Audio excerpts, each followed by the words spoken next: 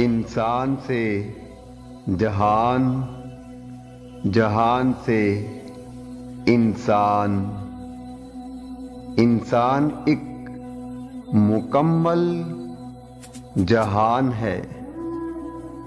इंसान आता है, फिर बचपन, जवानी, तालीमो तरबियत, शादी, बच्चे, फ़राइज़ो वाजिबात, एहसास और ख्यालात, और फिर वापसी। एक लम्हा जिंदगी है, बिल्कुल ऐसी ही दास्तां है ये जहां।